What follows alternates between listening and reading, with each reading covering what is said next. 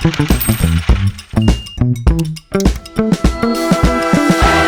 there, and thanks for tuning in to a legacy episode of Fraud Forward, which you might remember as Banking on Fraudology. I'm really glad you're here. The content is still packed with real-world insight from the front lines of fraud. New episodes of Fraud Forward drop every Wednesday, with 5 minutes of fraud dropping every Friday. You can also find more resources, events, and updates on the website, and I'd love for you to check it out. But for now, let's dive into the episode.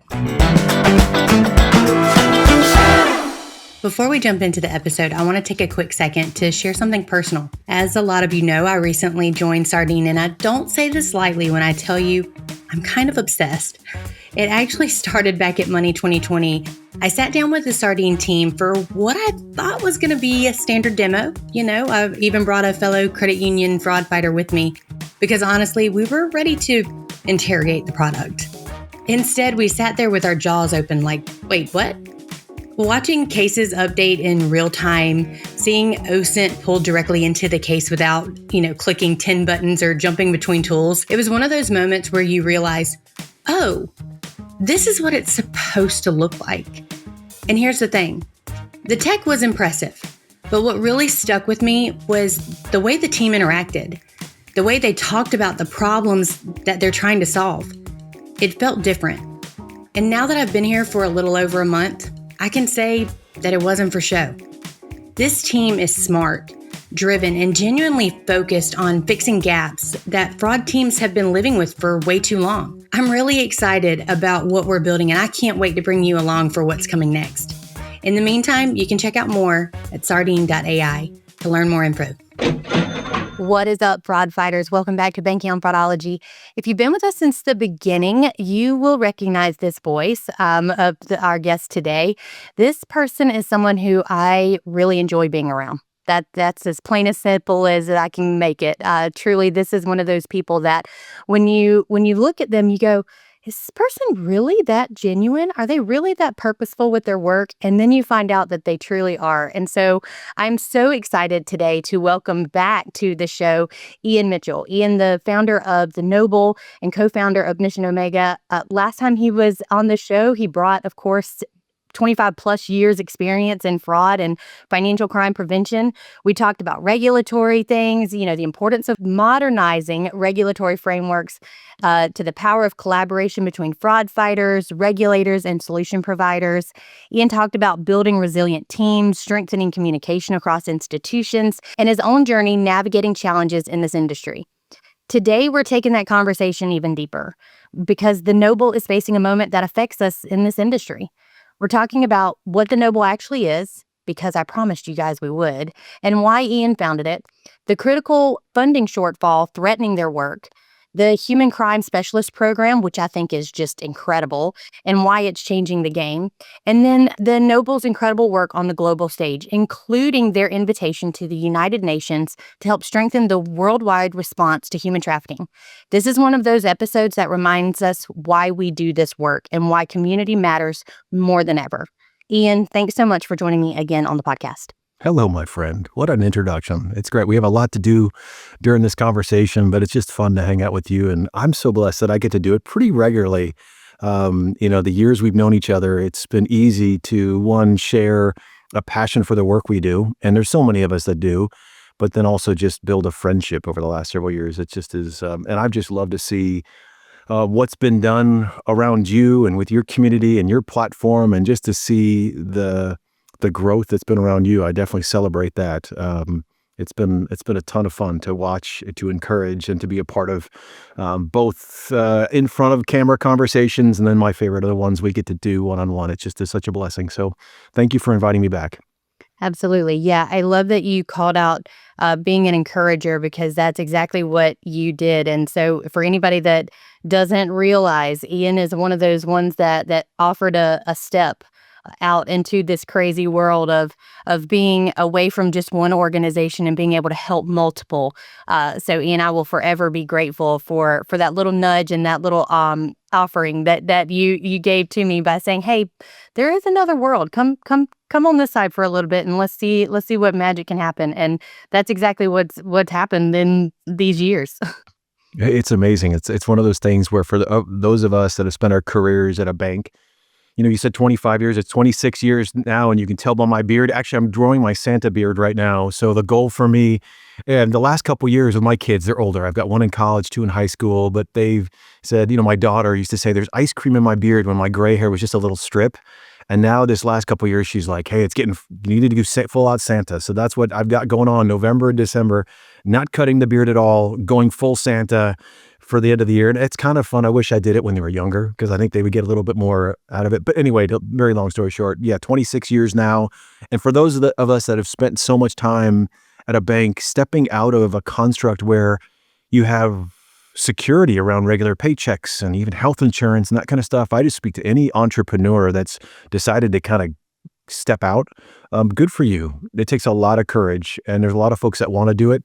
It's not as scary on this side. People used to tell me that when I first stepped out. It's not as scary when you finally do, but there is some stuff you have to figure out, and there is some things that definitely you maybe take for granted in kind of a safer environment. But you've done it well, Hailey. So congrats.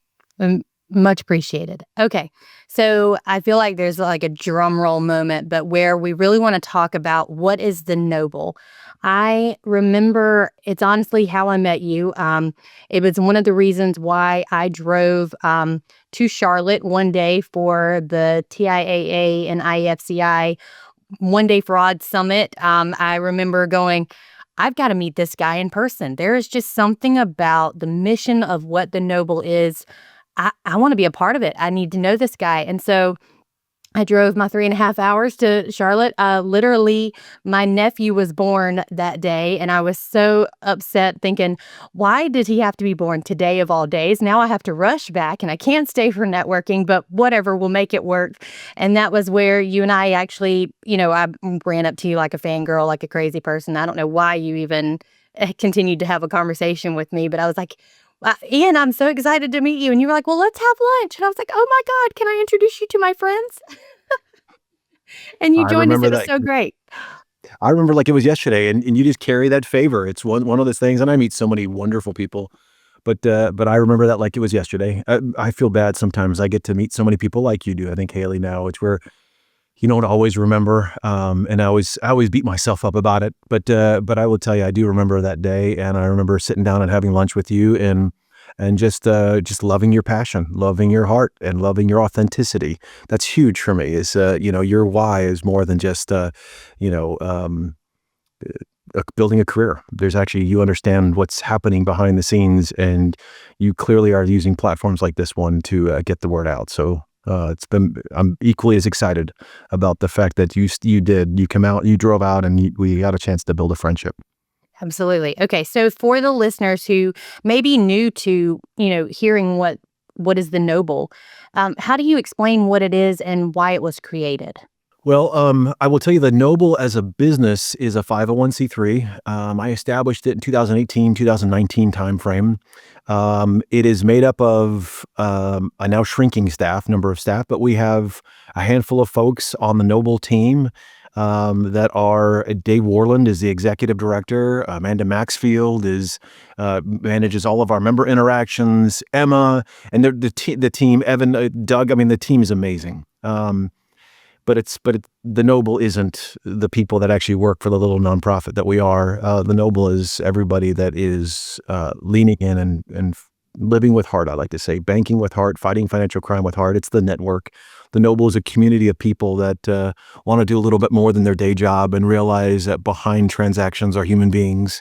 People are being bought and sold, and in some cases, there's livelihoods and lives on the other end of these transactions. And I discovered that the hard way. And I wish I could say it was a big aha moment. A lot of people were coaching me along the way, and I just didn't listen or didn't understand until I met Matt Friedman at a coffee. I have a real influential friend down in Atlanta, Georgia. Maybe a lot of you have heard this story before. I've shared it on many stages.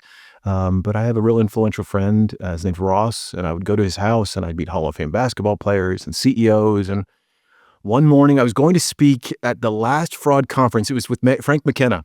He and Tim Grace had me coming out to Dallas to do my last fraud speaking event. I had a goatee that was down to my belly. I mean, it looked so silly when I look back at it, but I thought it was so cool looking. I was going to focus on my music, and I went down to grab a cup of coffee at Ross's house, and Matt Friedman was there, and he was there to talk to a bank. And he said he was there to talk to him about human trafficking. I knew nothing about human trafficking. And he started talking to me that banks needed to do more. And after the following 2-3 weeks, I started joining every nonprofit on human trafficking I could to learn about human trafficking, and then to figure out how I could help as a musician, as an independent person, not thinking that as a banker, like a former banker at that point. And I remember I'd hear law enforcement, I hear these nonprofits about rescuing people, and I'm like, but these are financially motivated crimes. How can I get involved as a banker in my old world, in my old life? And I realized that, like Matt said, banks need to do more. And there was missed opportunities for me. I remember seeing even dollar transactions in the middle of the night at potential collusive merchants. I remember all these things started connecting. And so anyway, I started the Knoble. I thought it was going to be a side project. I thought it was going to be something that I was going to do in addition to the music. And I started getting on stages and talking to amazing people about these people being bought and sold. And I realized there were a lot of other crimes that were falling through the cracks, not just human trafficking. And I had this really crazy thought, Hailey. There was a mass school shooting at the time. And I'm like, I bet you the financial institutions could have seen something. I just remember the power of data. I was a data person going through my early career in fraud.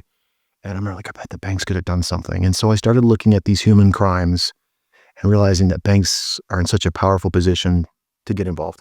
So there's the Knoble. It got started then, started the 501c3, started a small network, just gathering people that wanted to figure it out together. And now it's grown quite a bit. I think one of the main things I love about the Knoble is the intro call.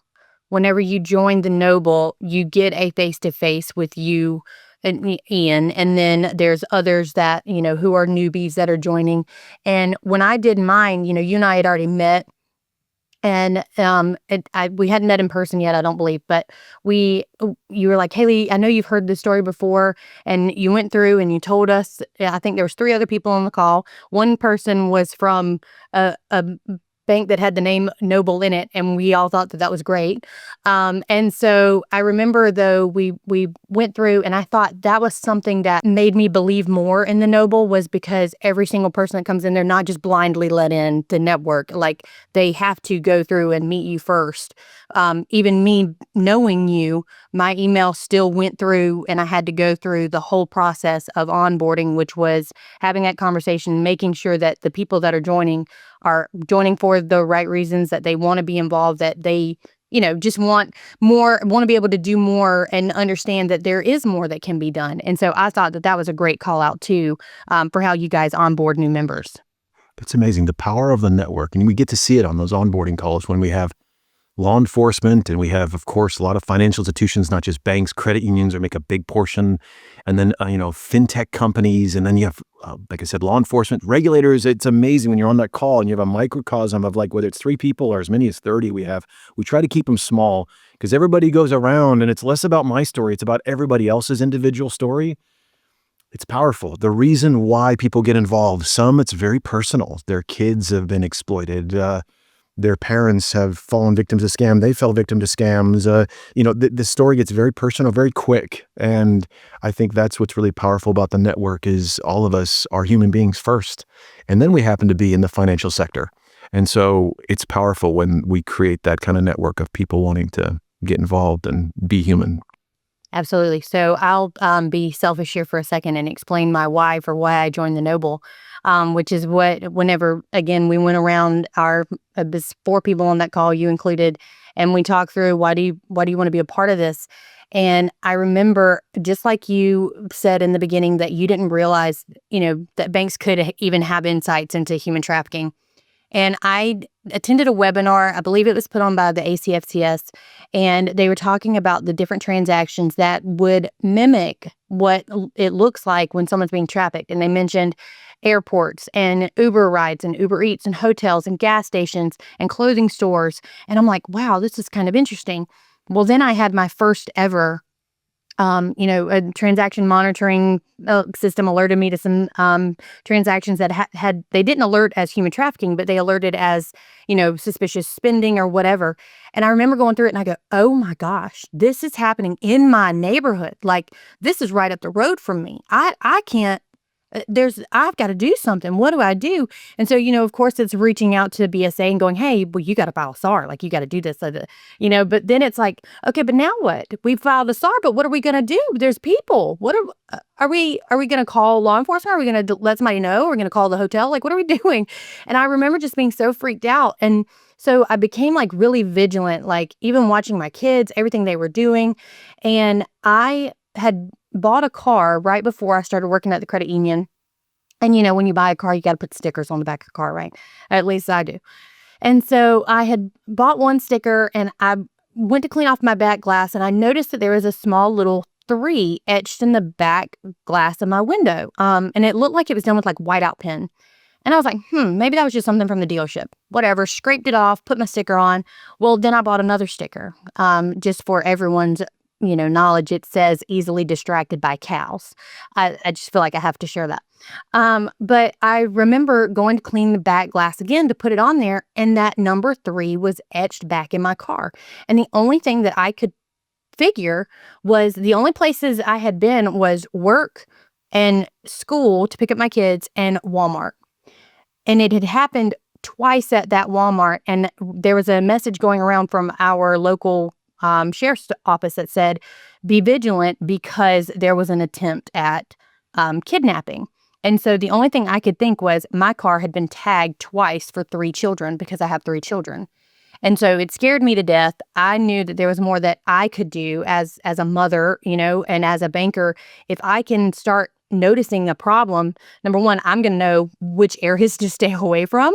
But at the same time, I'm also going to be able to have a better understanding of the story when creating those narratives.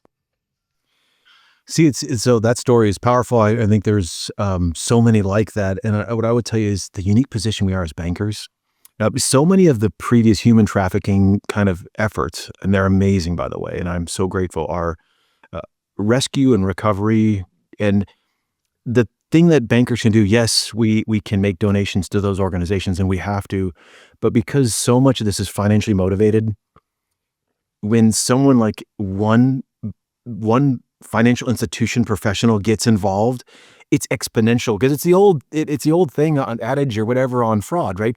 Would you rather be investigative and react to it, or want to go and detect it and get proactive? And it's that whole thing. We live in this as fraud fighters and anti-money laundering, where if we sit in a reactive posture, we're just going to, it never stops. Tim Tebow, I've gotten to know him a little bit. He always talks about 25,000 people a day are entering human trafficking. And it's like, we can't build enough beds in that situation. But if we can get one financial institution professional that uses analytics and data and start detecting it and get ahead of it, maybe we can take that 25,000, and while we need more facilities to help survivors, maybe we can get that 25,000 down to 20, 15, 10, because we're detecting the financial patterns. That's the whole premise behind the Knoble. We have the best tools, technologies, data, systems, all the stuff we get to play with as fraud fighters. And if we could just deploy that a little bit, not a lot, just a little bit to these human crimes like child exploitation, like human trafficking. The scam stuff's cool, Hailey. Like when I first started the Knoble, nobody was talking scams. The idea of like us actually fighting and building scam programs was like, it was pushing one of my friends, Tammy McKinnon. So she's the head of fraud at Scotiabank. She says, it's pushing water uphill with a fork. I love that she says all the time. So I won't tell you what context she says that in. But to me, that's what it's like. It was like the scam problem before. Now, wow, like it's amazing what the fraud community is doing on scams. We have a lot more to do, clearly, but that's the human crime fight. There's not an ROI, but there's a human ROI. There's a human factor in there that I see so many wonderful people stepping in. I love that. I love that you mentioned that. It was actually one of the things I was going to ask you, is that you often use the phrase human crime. And I know that, we briefly touched on how the Knoble defines that. And I think we've also touched on why it's important to broaden the category beyond trafficking alone. But I guess my question to you is it to get more people involved by broadening, or do you feel that it's in some way, shape, or form all connected because it touches a human? Yeah. So one thing you're not asking me, but I will share. I get reminded in my own personal, my faith is really important, my own personal prayer time. I get reminded all the time that we're in the people business. And while we're doing great business, this is both the people doing the work and who we're selling to, victims. It's all about humans. It's always all about people. And that's something that I try to live out of and remind myself as I'm creating businesses and doing work, good work, hopefully. So that's the thing, just a fundamental mindset that I have and I try to remember. Human crime, the term, came actually from Terry Schappert. So when I first created the Knoble, a couple years in, I would be having these conversations about what I envisioned the Knoble to be. And I'd list out human trafficking, child exploitation. I'd talk about mass gun violence. I'd talk about all these things. And Terry Schappert, who used to be the head of fraud at Bank of America, and he was my boss at Fifth Third for a while, he said, Ian, we're talking about human crimes. And that's where it came from. And it's stuck. And now, Hailey, I'm hearing it get repeated to me all the time. This was something that we didn't understand in the beginning. And now people will come to me and talk about, use human crimes and ask me if I have heard that term before. I mean, it's so amazing when I hear that. But the reason I like it is it reminds us of the human being at the other end of the transaction. As I've said so many times before, it reminds us, while there might be financial exploitation involved and there might be some regulatory risk and all those things, it's caring for the person. And so we focus on those human crimes. I think it's an ever expanding list of crimes that we focus on. Right now, our focus, Hailey, as the Knoble, is human trafficking, modern slavery, both sex trafficking and labor trafficking, child exploitation, especially. I'm sorry to say, if little kids we should have said this, if little kids are listening in, there's probably some earmuff or, fingers and ears moments here. But child sexual exploitation, especially the online exploitation of children, scams, and then elder financial exploitation. These are the crimes that kind of fall between the cracks. And the only thing we can do is either we have regulatory justification or it's, good people trying to do good things. And so that's where it's begun. And it's already starting to evolve into other crimes of exploitation. And so those are our focus areas. Those are what our projects are. That's what we try to train our members on. And we'll talk about what the Knoble does, but that's where human crime came from. And I think there's more power to that term than I first thought when Terry suggested that's what we call it. I love that you shared that. And so we're definitely going to talk through some of the resources and things what's included in membership, right? Because I know the network has grown over 2,000 financial professionals, right? Do you know the number for how many are included in the Knoble network right now? Yeah, so it's actually closer to 3. We changed our definition of membership a couple years ago. So we actually are looking for active volunteers and active participants versus people that come in and sign up and then kind of never go into the member center again. So it's actually I think it was 2,700 in a 12-month period are actually active in some respect, whether joining roundtables or getting on the third Thursdays calls or volunteering for projects. That's how, because what we're trying to do is change an ecosystem. And so that's what we've done, is looked at who's on the member center, who's actually involved. And so this number is growing. I think it represents, I always get this number wrong, but it's, I think it's 742 financial institutions around the world. Wow. That's what that represents. And that's powerful. And it just takes one person at one FI to change everything. And that's exciting to me. Absolutely. Fraud doesn't live in silos anymore, and neither can the tools we use to fight it. That's where Sonar comes in.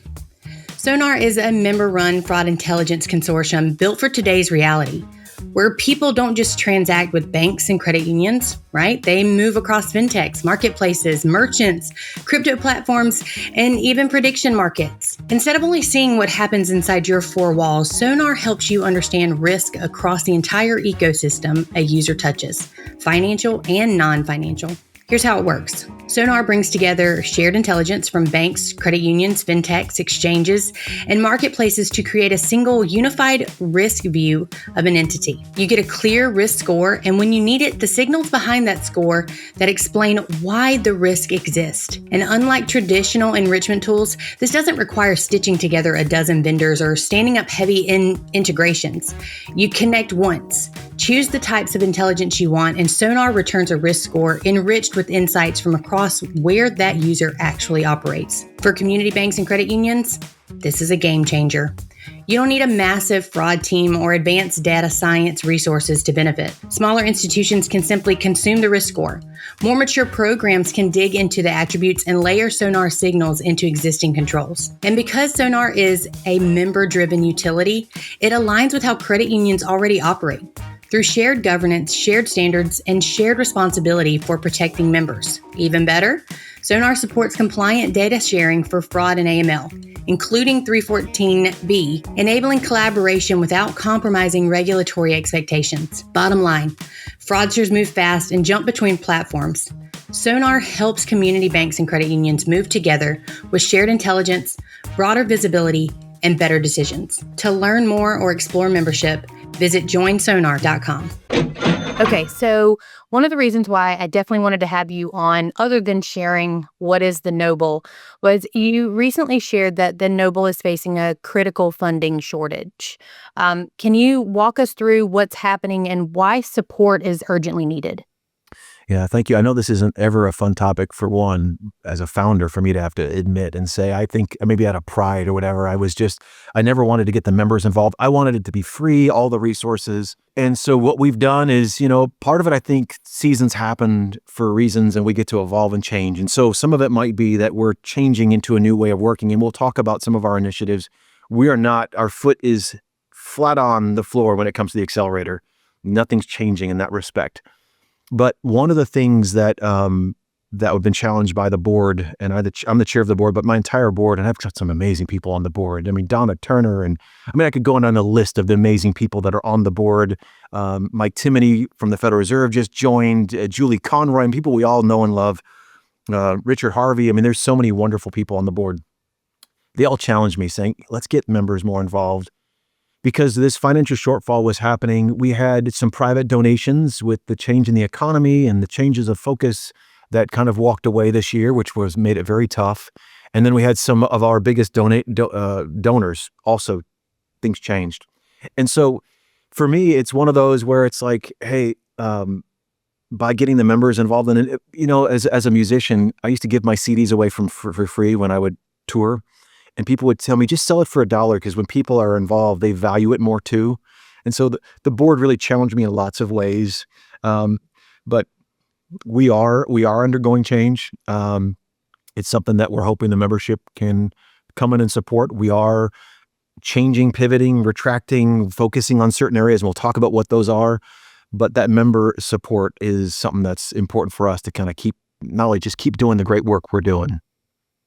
100% agree. I know that funding conversations can be uncomfortable for nonprofits, and so I do appreciate the transparency here. But this is tied to real human safety. How would you describe the stakes for the people and communities you support? Well, you have to remember, we aren't on the recovery survivor side. We're on trying to get the financial institutions to look at the money and that kind of stuff. And so it makes metrics, when it comes to our metrics and such, we got some really cool things going we'll talk about. But that makes it difficult. But I was, over the break, I had a chance to watch, there was, I forget his name, I think Ryan McDonald.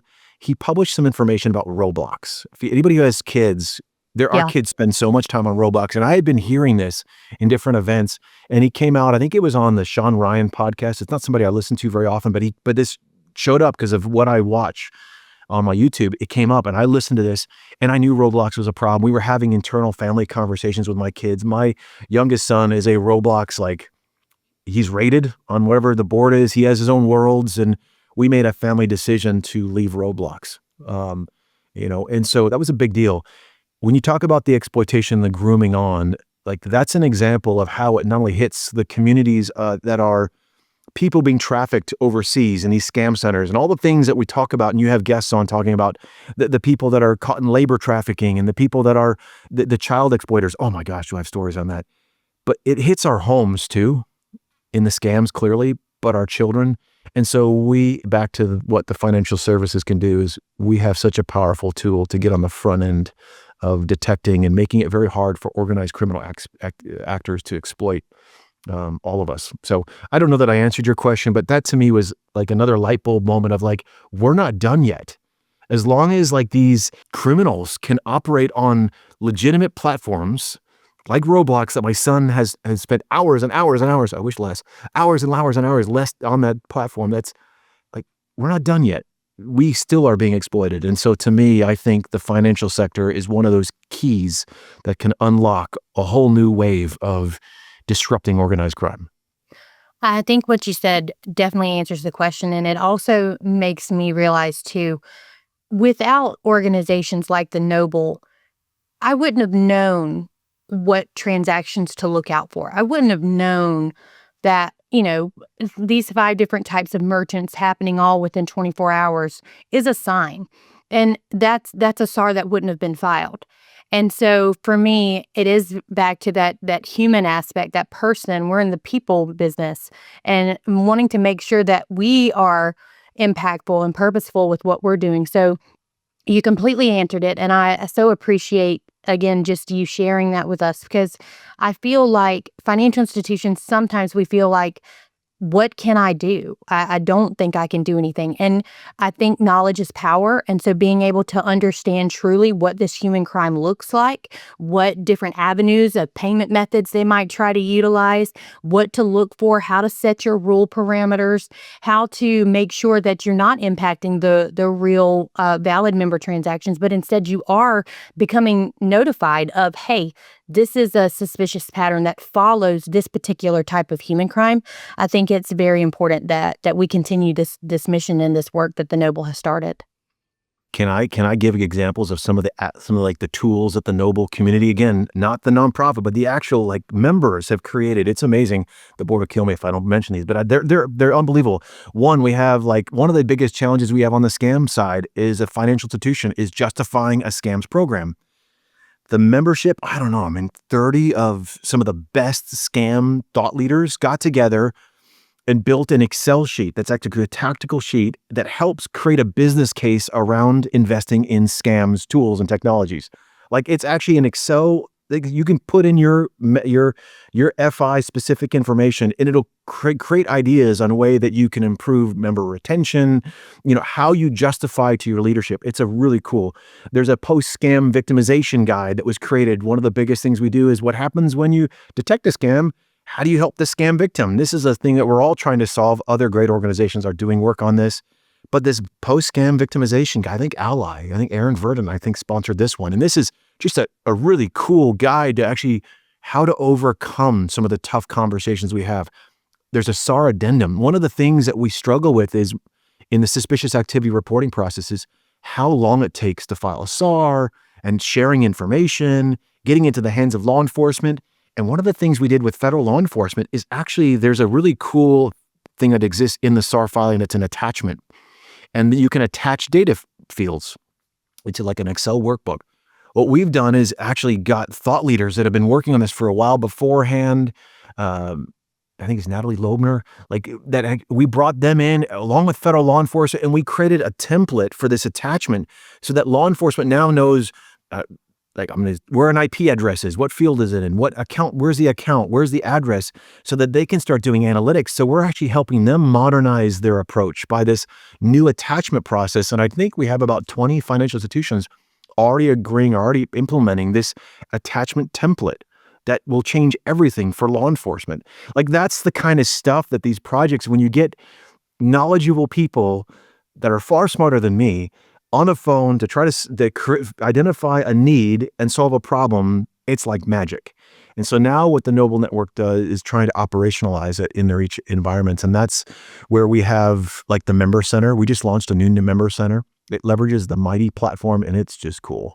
It's slick. And it's like, not only is it a directory of every member, so you can actually go and ping. We have some of our members that have like recovered financial losses because a wire fraud goes out and they need somebody at Truist Bank and they ping Anthony or they ping, Freddie or they ping whatever. And like they create these connections. So it's a powerful network, but all of our assets, all of our training, you can go through just modular training. You can watch every roundtable we've had, all that stuff. It just becomes a place for like so much wealth of information, high risk websites, scenarios you can implement to detect trafficking. All that sits in the member center. Back to your earlier point though, we have to vet everybody that comes in because there are criminals and there are bad actors that have tried to get in. So we do a great job of vetting, making sure that we're not giving these amazing assets to the bad guys. I love that this conversation is transitioning into those different resources and amazing assets that do come from the Knoble. And there's one in particular that I would love for you to talk about with us, and that is the Human Crime Specialist Program, I think that this is a phenomenal program, and I would love it if you could, first tell us, obviously this has quickly become one of the most respected training programs in the industry. I think everyone that I've spoken to about it are super excited about it. What inspired its creation? Well, one of the things that we realized early on is like we don't want to solve the problem for the industry. We could sell intelligence and solutions. Actually, the answer we believe is sitting at the financial institution today. And there's also innovators that have great technologies. I mean, some of our partners, like the Actimizes of the world, the ones that are old, the legacy ones, or the ones that are new. There's all kinds of new ones coming in that I'm meeting all the time. We want them to innovate. So what we need to do is equip the ones that are sitting at the dials. And so the way that we realized about a year ago, is that we needed to empower the people that are sitting in the job, sitting at the controls. And so we created this human crime specialist. My hope is that there's a human crime officer sitting at every financial institution in the next couple of years. And I keep advocating that in all my conversations with government. But before we get to an officer, we need to make sure that the people that are in the jobs are trained and equipped to fight not just trafficking or scams, but all human crimes. And so this is it's a 6-month training course. We have an in-person training, 2-day in-person training. I think there's 5 kind of remote trainings. And then what's really cool is there's a capstone project. So each of the people going through it have to create a project that then solves something for the network, which is unbelievable. We had our first training. The Federal Reserve Atlanta allowed us to, they basically allowed us to hold our first training in Atlanta. 23 individuals, we were a full room, 23 individuals went to the first training. Some of our close friends, Hailey, people we respect, came in and they got trained. Their financial institution sponsored them. Some of our corporate members sponsored other individuals. And it was powerful. Some of the teachers there, we weren't just talking the basics, we got in really deep. And so that's what we're doing. It's a 6-month program and it will literally change the industry. We're now registering for our second, which will be, I think it's in April, and it's in Chattanooga, which I'm excited because hopefully we'll get everybody, I don't know, find a way to get everybody to my house and we'll go hiking on my property or something like that. I just love sharing Chattanooga because it's such a quirky, mid-sized, small city. But it's in Chattanooga in April. Registration's open on that. We have some of our corporate members are sponsoring. So I think the tuition, just over about $1,500 to go through it. And we have corporate members that are actually looking for some of their clients, especially ones that have clients, to sponsor. So if you need a grant and your institution's doesn't have a corporate kind of program, there are some of our corporate members are unbelievable. And they're like, hey, we want to sponsor. I think one last time sponsored 7. So we have some amazing organizations that are just believing in this program. If you figure, if we could have, let's just say there's almost 5,000, let's just say financial institutions in the United States. Just think about if every one of these institutions have one person that's a specialist, that's a human crime specialist, it would be so powerful, where you're not having to convince them why they should care about the human being, why they should detect human trafficking, why they should protect children. It's just their DNA. It's who they are. It'll create so much richness for all of some of the best FIs in the world sit in the United States. So it could be powerful, really game-changing when it comes to protecting people. I love that. And I think that explains how this program is different from the traditional fraud or AML training that goes beyond just the reporting or the prevention side of, yes, we can detect this and, put things in place to prevent further losses, but we're talking about the person. This training just, it all goes back to how do we help the person? And I think that's a phenomenal approach and one that's desperately needed. And I want to say too, I should have said more about everything from prevention, detection to response. So it's both policies, how do I use my current tools to detect it, and third-party intelligence, all the way to what do I do when I get a potential victim? How do I respond? How do I put them? And so going through that whole program, it's powerful. Love that. What type of leader or team member should consider joining the next cohort? Well, the most important thing I say is it doesn't matter the level. From my perspective, it's somebody that either a financial institution recognizes, there's somebody in their institution that already has a heart for this. There are so many folks, like I remember Brad Hockey over at Fifth Third. He was always wanting to fight scams since he joined my team, and he was a detection analyst, and he's worked his way up. He's now leading ops for Fifth Third, and a detection analyst that was passionate about scams is now the head of fraud operations and investigations. So to me, people that start very junior end up in especially people who are passionate people, end up in really important jobs. But I will tell you, having somebody that has a good understanding of how an institution works, not somebody brand new in their career, they'll get more out of it. So, 5+ years have been around. Sweet spot is kind of the management, early management, or director kind of situation where they can, if they see a policy, they can be a part of influencing policy changes, that kind of stuff. But we have levels. We have all levels. It really has to do with the heart of the person. Send the person that is going to be the most passionate about protecting people. That's the secret sauce there. It's all about the individual. I love that. Love that so much. Okay, so there's one other thing I want to talk about before we kind of close out the conversation, and that is the Knoble on the global stage, right? I believe the Knoble was recently invited to the United Nations to discuss strengthening the global response to human trafficking. What a tremendous milestone, first of all. And then, what did that moment mean for you and the network? I guess, we are so fortunate. I think this is the third time we've been invited. The second time we've been asked to participate and speak. And Dave Worland, the executive director, just got back. And I haven't gotten the full debrief from him, but they were on this big effort to increase the industry's fight against human trafficking. We were asked, there were only 2 breakouts, and he was asked to participate in one of the 2 breakouts. And it's powerful. Yes, it's great for the Knoble network to be represented in this community of unbelievable people.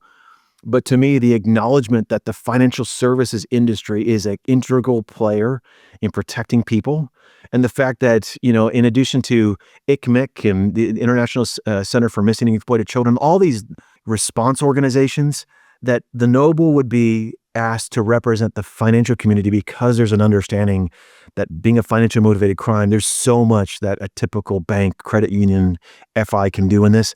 That's powerful to me. That's one of the keys, like I said before. So we're hugely excited. I know Dave, again, did a tremendous job. For anybody that doesn't know Dave Worland, he's highly polished, used to work for Governor Lee, governor of Tennessee, highly polished executive.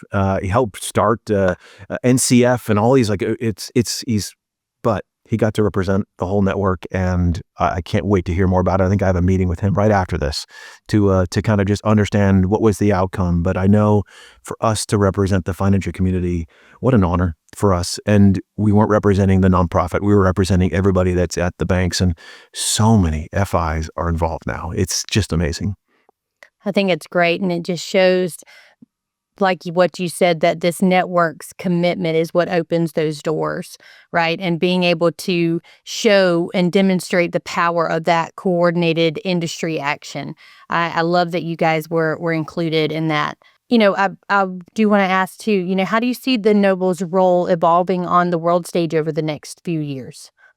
2026 is going to be really cool. Thank you for asking this. I got word last week, and I can't fully announce this, but one of our folks, Terry Shepard, who's unbelievably passionate about fighting child sexual exploitation, he has just been, I don't know, there's a right animal analogy. He has just been on this how do we protect children thing for years. Him and Cristobal Galjuf, but Terry is a force, and Karen Arabal from Fifth Third and some of the others. And they just are in the preliminary approval to provide child exploitation data to the entire industry, starting with the United States. And more is going to come out soon, but the amount of work to take Project Umbra was the name of the project to prove out that child exploitation can be detected in financial transactions. We're taking that to a national level. It's not going to be just a handful of big banks. We need 5,000 financial institutions looking for child exploitation. And I've got so many unbelievable stories about us getting in front of child exploitation with financial data without having to ever look at an image, just by financial patterns. That's something I'm really excited. That's going to happen in a huge way next year. We're having a new benchmark. So first quarter, we're working really hard on a new benchmark where basically we can kind of see where are we as financial institutions and how we protect people. And that's getting launched in the first quarter. Tons of huge work going on to get insights and just understand how are we actually fighting this as a nation. One of the things when we look at the power of our data, for example, for those that are involved in the network, say that we have 90% of the people involved in the network say they know more about human crime now than they did before they got involved, which is great. That's one important piece of data. But now I want to see okay, how are your policies? How are your program? How's your detection? And how do you compare to other FIs that are similar? So this new benchmark thing is we have some of the best minds that have been working on fraud benchmarks and AML benchmarks for a while. They're working on these human crime benchmarks. That'll be launched in first quarter next year. We've got really cool other projects. I probably around ETFs and other just things that are just, I'm so impressed that the network and the community is coming up with these ideas to where we want to highlight the FIs that are really leaning in and protecting people, not just doing good banking or good financial services. So really, really cool projects are underway in addition to expanding some of the other work we've been doing for a while, but some big things. The global stage, partnering more telecommunications, our partners, our friends at Somos. Oh, what a wonderful organization. They brought us in the telecommunications world and creating more connections with CFCA and others to kind of expand into telcos, not as the Knoble, but in partnership as we start making this industry smaller and connecting. So that's a big focus for us, and that'll help us on a global stage.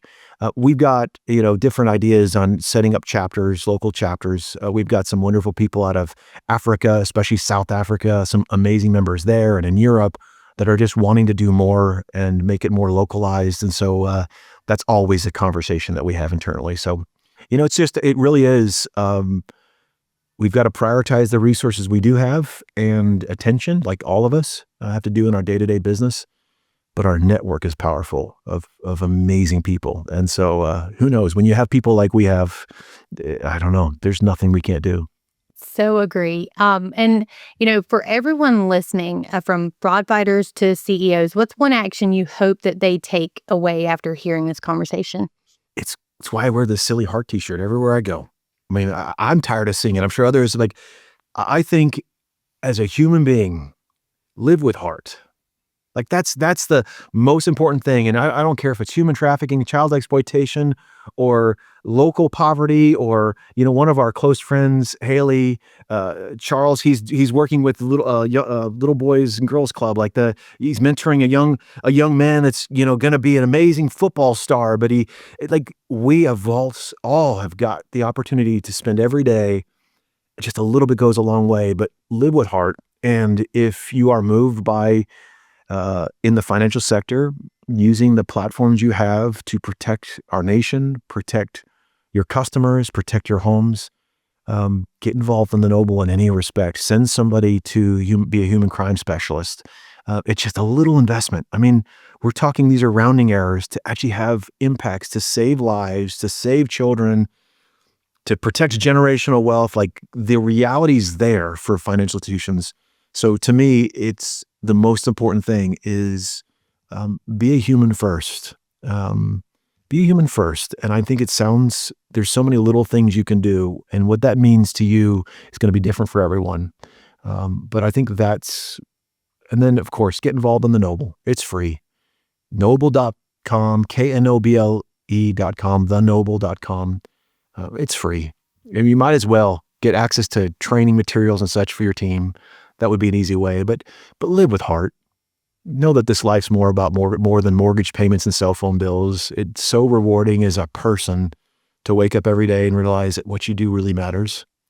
And in an environment, in a world where could be getting feeds of information that are negative and challenging, and there's so much changes and challenges, what unites us all is that we're human beings.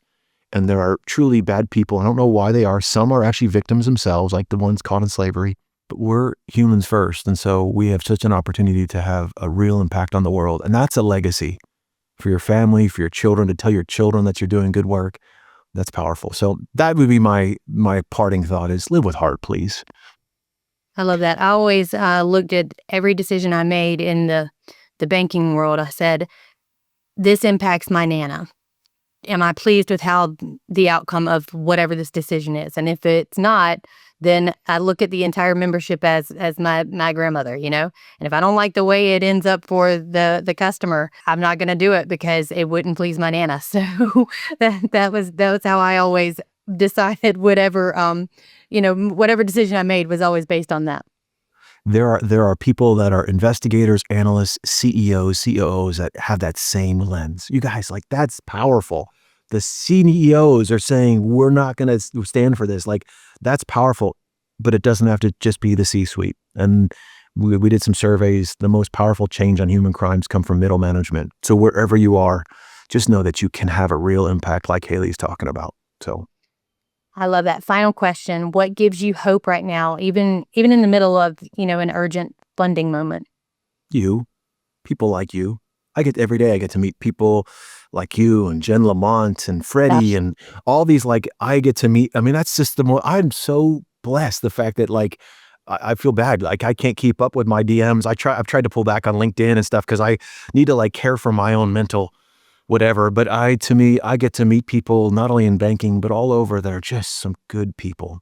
And so what gives me hope is that whether or not the Knoble, a nonprofit, a 501c3 makes it or doesn't make it, there are people that I get to be surrounded with and I get to meet all the time that are just wonderful human beings.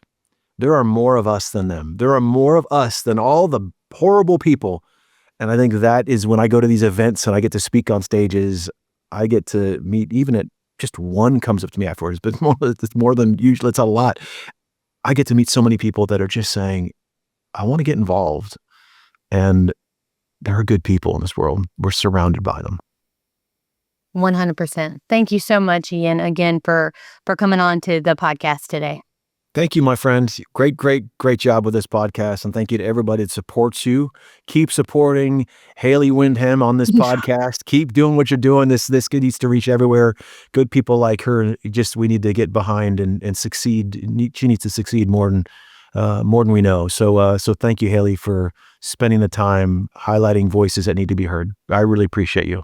Absolutely. Fraud fighters, I hope you're walking away from this conversation feeling what I'm feeling, a renewed sense of purpose and the reminder that none of us fight human crime alone. A massive thank you to Ian Mitchell for coming back on the show and for being the kind of leader who doesn't just talk about change, he builds it. From founding the Knoble to empowering financial professionals through programs like the Human Crime Specialist certification, Ian continues to show what's possible when compassion and capability meet. If today's episode moved you, inspired you, or reminded you why this industry matters, I want to encourage you to take action. The Knoble is facing a critical funding moment, and the work they're doing touches the most vulnerable people in our communities by empowering those financial institutions. Even small contributions, new memberships, or simply sharing their mission can make a measurable impact. You can find all the links to support the Knoble and learn more about their programs in the show notes. As always, thank you for tuning in and for being part of this community of fraud fighters. The world may be noisy, the threats may be evolving, but together we push forward, we protect, we fight human crime. Until next time, stay vigilant, stay compassionate, and I'll see you out there, fraud fighters.